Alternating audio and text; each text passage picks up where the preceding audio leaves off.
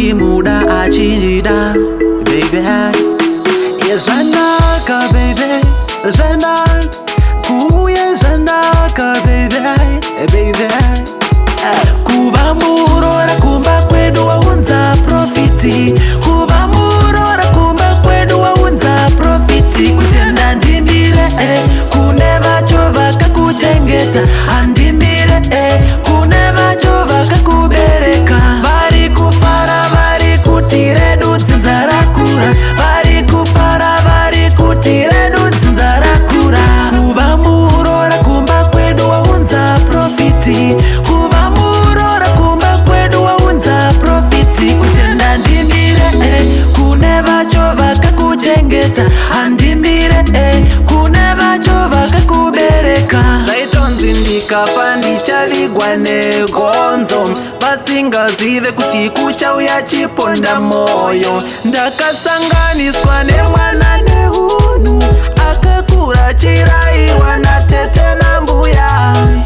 sandione kuvhaira kudaini ndiri kuchengetwa sandione kurova kudaini ndakavharirwa kuva murora kumba kwedu waunza profiti kuva murora kumba kwedu waunza profiti kutenda ndimire kune vacho vakakutengeta andimire kune vacho vakakubereka vari kufara vari kuti redu dzinza rakura vari kufara vari kuti redu dzinza rakura izvi zvashamisa vakawanda amai mwana kundipa rukudzo rwakakura kudai waviga urema hwangu amai mwana waviga kuipa kwangu kuipa kwangu kuipa kwangu kwangu kwangu Zanaka zvawauya zvanaka baby Zanaka wachinja zvakawanda zvakawanda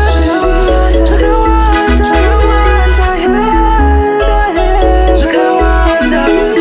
kuva murora kumba kwedu waunza profiti kuva murora kumba kwedu waunza profiti kutenda ndimire kune vacho vakakutengeta andimire kune vacho vakakubereka vari kufara vari kuti redu dzinza rakura vari kufara vari kuti redu dzinza rakura kuva murora kumba kwedu waunza profiti kuva murora kumba kwedu waunza profiti kutenda ndimire kune vacho vakakuchengeta andimire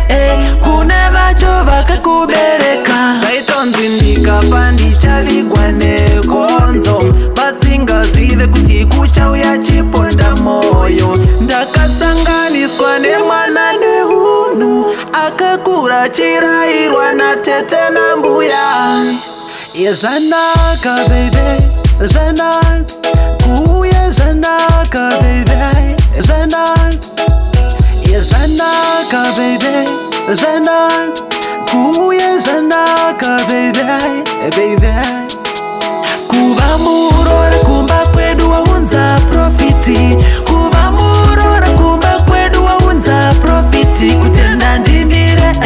kune vacho vakakutengeta andimire kune vacho vakakubereka vari kufara vari kuti redu dzinza rakura vari kufara vari kuti redu dzinza rakura Yo once Pirudo the beat boy hashtag Jola your raspi atimire kutenda ndimire timire yeah